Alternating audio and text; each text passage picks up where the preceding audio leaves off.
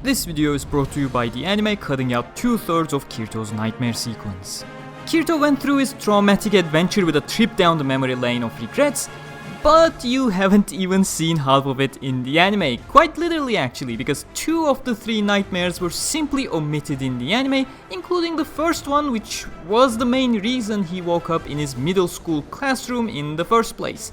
As we already had a chunky episode this week, the intricacies of the nightmare sequence was better suited for an individual video. So welcome everyone, it's me Gamerturk, your best source of Art Online information, and this is Alicization Explained featuring War of Underworld episode 18.5, the nightmare sequence.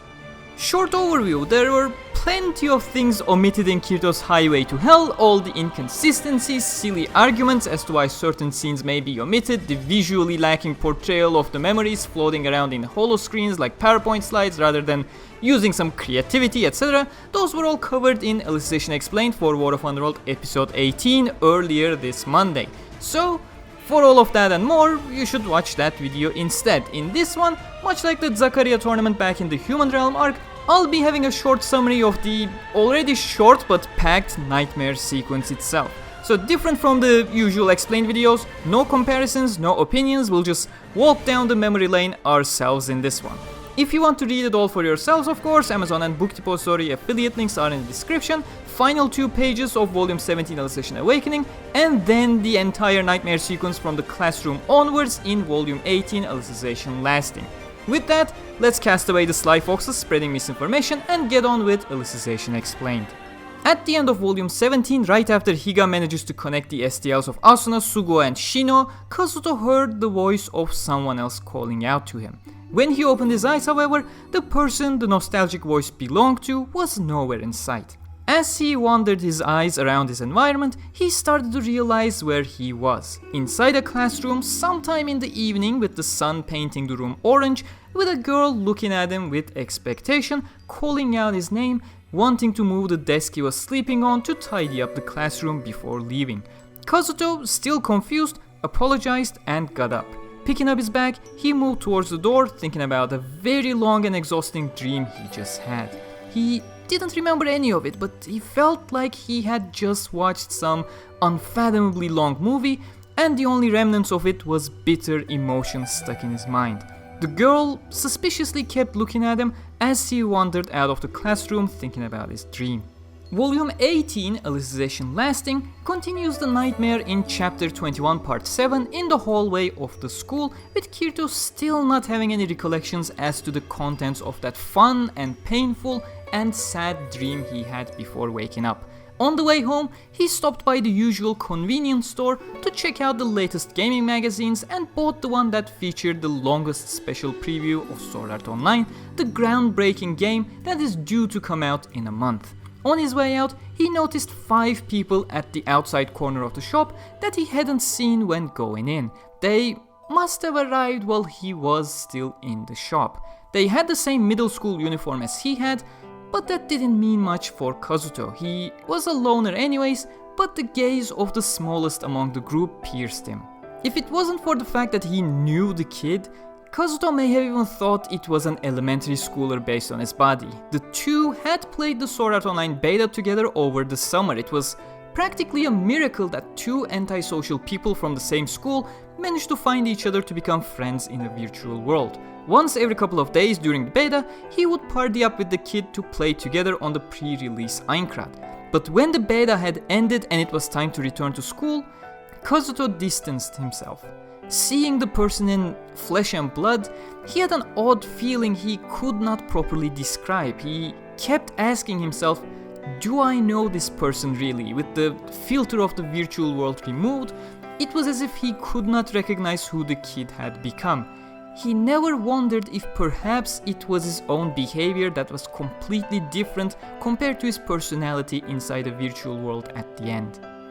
At first, it appeared that the kid really did want to keep being friends with Kazuto, but it seemed he realized the way Kazuto was acting towards him in the real world, and out of respect, he slowly drifted away. They hadn't spoken since. So why was he here, and why was he staring so intensely as if he was pleading for help? One of the kids around lashed back at Kazuto, asking what the fuck he was looking at, with others around sharing similar threatening comments.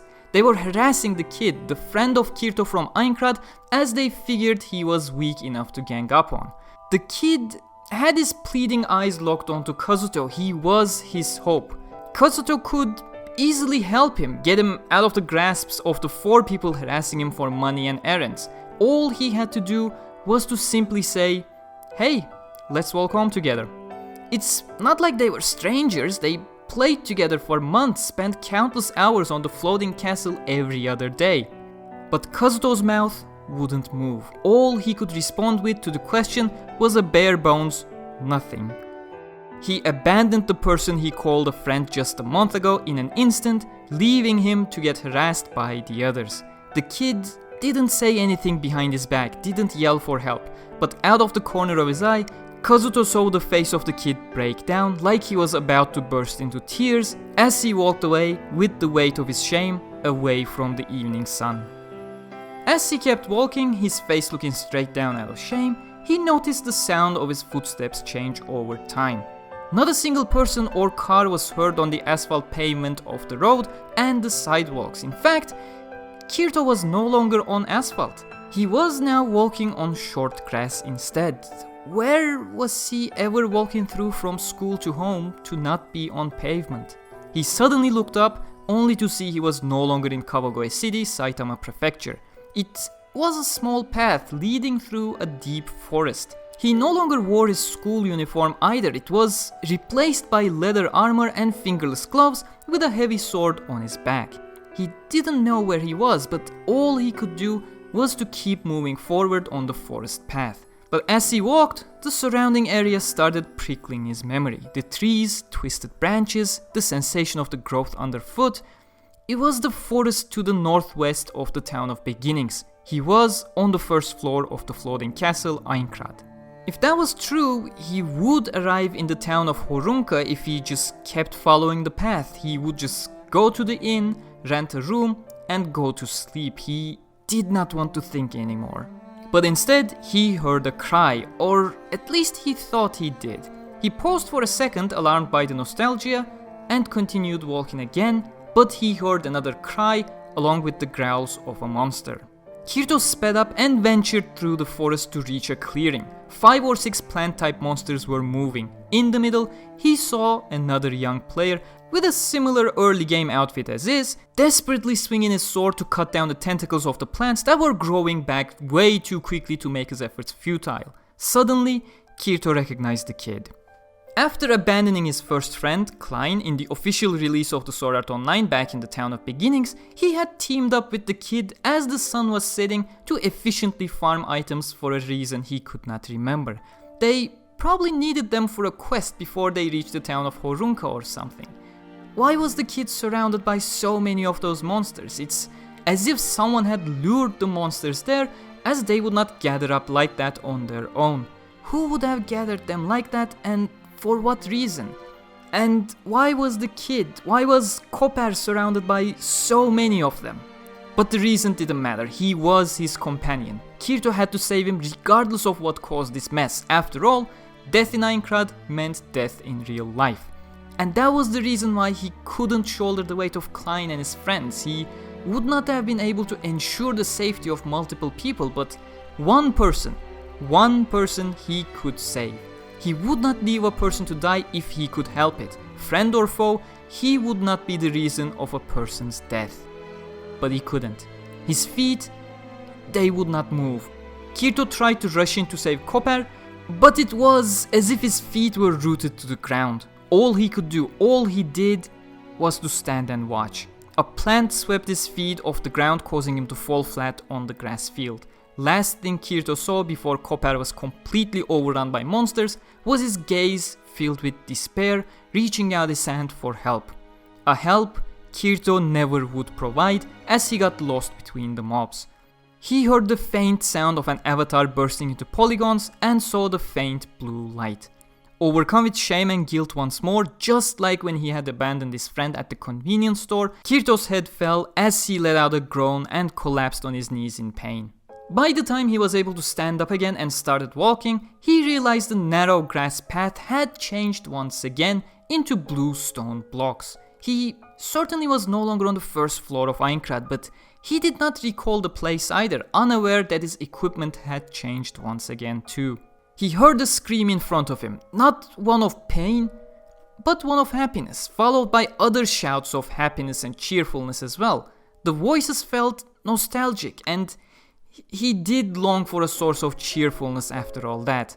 Kirito picked up his pace towards the source of the voice. When he reached the corridor finally, he felt tired, but he had made it there. But wished he never did. He found himself staring at the backs of 4 separate people. Without even seeing their faces, Kirito knew exactly who they were, sharp and clear. The spear user, Sasamaru. The mace user with a shield, Tetsuo. The dagger user, Ducker. And the girl with the short spear, Sachi. The leader of the group, Keita, was off purchasing a guild home for moonlit black cats, the guild Kirito was briefly a part of. For a moment, he did feel blissful in his chest. Thank goodness they are alive. But a chill ran through his back when he realized where he was. Once again, he could not open his mouth, he could not reach out to them, he could not move. Kirito dreaded ever looking into the corridor as he watched Ducker reach for the chest, looking for traps to disarm. He then reached out for the chest, jubilant that he noticed no traps, but Kirito, watching from a distance, knew it was all but a triumph. Alarms started screeching, monsters flooded the room, Kirito's breath caught, his voice crackled. And as he watched, first fell Sasamaru, followed by Ducker and Tetsuo. In a final swift move, Sachi turned towards Kirito and locked her gaze with a sad smile on her face, whispering something Kirito could not hear, and then bursted into polygons just the same. He received control of his body again and collapsed instantly, curling up on the ground. He didn't want to keep walking on the path, but regardless of what he wanted, the memories kept flooding as he tried to keep his eyes and ears shut. But that had no effect. It was as if the memories were filling up around him, enveloping his body like water in a pool. 2 years of battle in a floating castle of iron and stone. Endless skies in a land of fairies. Crimson bullets flying left and right in an evening wasteland. He didn't want to remember, he didn't want to know where the memories filled with pain and regret were leading him to, but it was all too clear.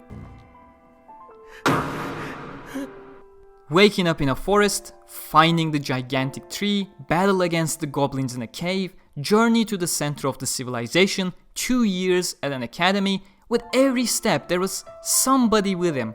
With that person, Kirito knew he could do anything.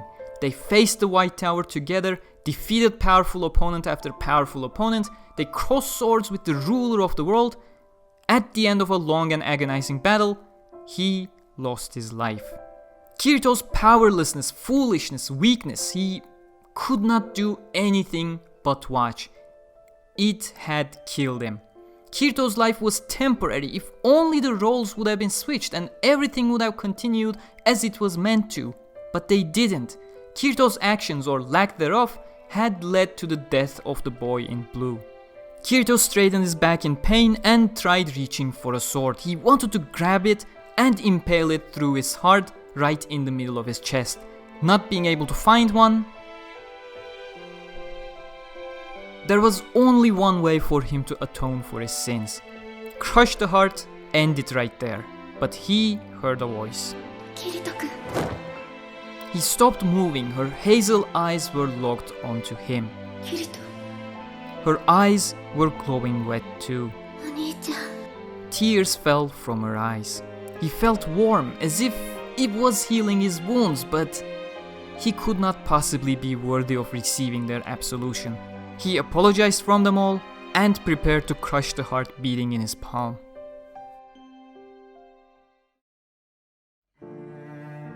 And that is the full nightmare sequence. The remaining portion is just warm and fuzzy feelings, and we can't have anything other than pain and depression in this video, but more importantly, the anime adapted that portion properly anyway, so no point in me reiterating all of them. This was quite an extensive retelling. Obviously, an adaptation would not have featured this much detail, even if it was proper. But still, the goal was to provide you the detailed narrative of the nightmare as accurately as possible with the limited resources I have, and I hope you enjoyed.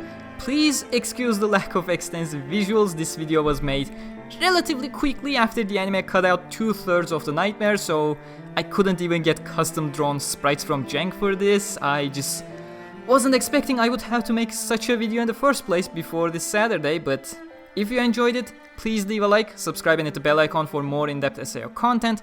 Follow me on Facebook and Twitter for the fastest news possible. Len Squad merch is still around, but now we got Medina, Kirito and Yu-Gi-Oh merch too, so do check it out. A huge thanks to all my patrons and channel members as always, and until next time, stay cool.